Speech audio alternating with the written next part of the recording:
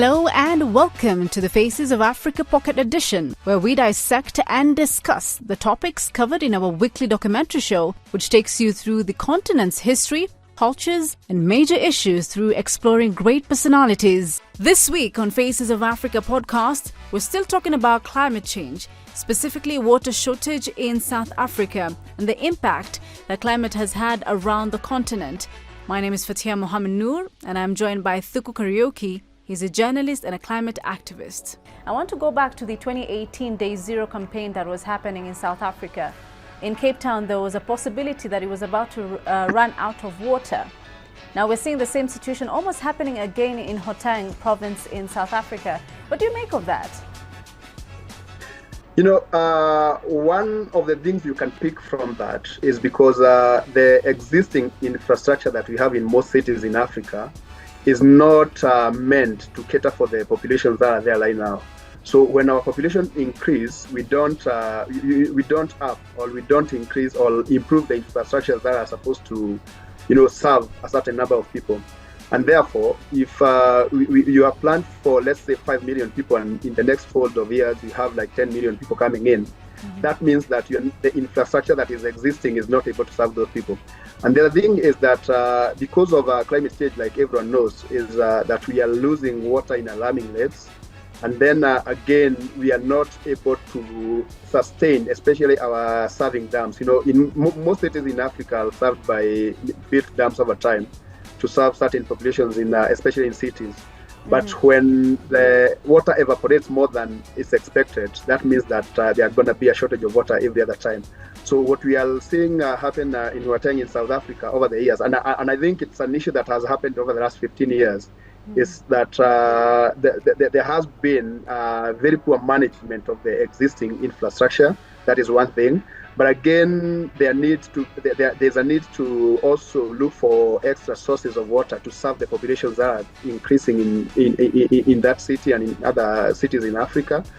And also, when you go back to the issue of planning, are we planning for the future infrastructure, or are we just planning as we are? So those things will go hand in hand, whereby we need to manage our environment better because it needs to be sustainable. And also we need to make sure that our planning infrastructure is sustainable to the increasing populations. Right. Away from the governance perspective, even as a journalist, do you think then we're telling enough stories around the continent when it comes to environment? Yes, we do have these issues, but are we really telling the stories as African journalists? I feel strongly that there have been an effort by many journalists to really come up and tell the stories in a better way than it used to happen before. But again, you remember there is the issue of resources and who and how people are able to reach to the sources or to the sources of the stories, and again spread those stories across to the people who are supposed to hear them. So journalism cannot operate in a vacuum. Journalism must be heavily funded for the stories to be told, because I always feel like when I tell a story, for it to make an impact, it has to go to the people. So there must be a very, very good working relationship between those people who are really in the environment space, and also between them and journalists. One of the problems that I think most of the environment and climate storytellers like myself are facing and have faced over time is the lack of access to the real information. Sometimes the experts are so busy or behaving so busy, I don't know. So if you don't, for a journalist, I'm a journalist who is an enthusiast of environment and climate change, but I cannot be an expert. And if I want to be an expert, it takes me time to be an expert.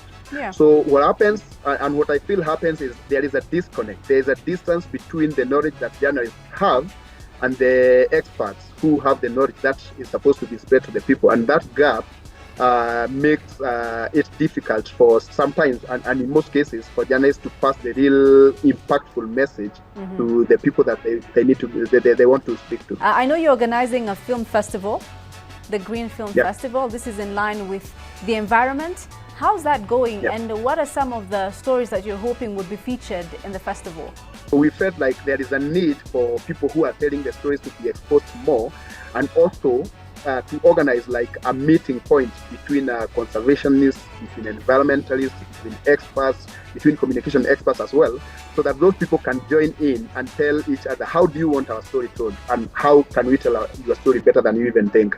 So most of the stories that we are aiming to have, especially on landscape and biodiversity management, whereby especially the issue of agroforestry, about conservation, agriculture, and all that, so that we can try to help for environmentalists and people who are in the field of the environment to know how their stories can be told better, and also for the storytellers to understand what exactly the people are doing in that field, and also decide how their stories could be told better than they are being told.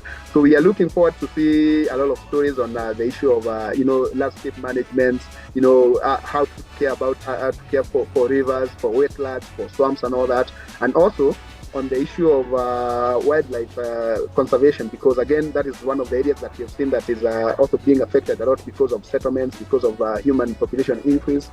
So it's more or less telling the success stories of people who are picking up the disadvantages that are happening around our environment and converting them to opportunities to one, save the environment, and also create a good environment for people to do.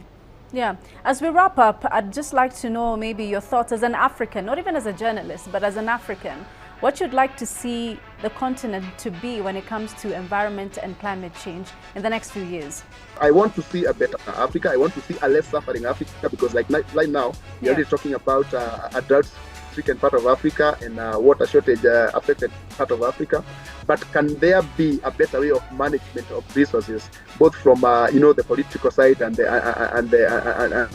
political side in our countries, and also from the resource side, on how projects on environmental finance around the world? Can it be harmonized so that Africa is not disadvantaged? Right. Thank you so much, Thuku, for joining us on the podcast. We appreciate your time. Thank you. Asante sana. Thank you so much for listening. My name is Fathiya Nur.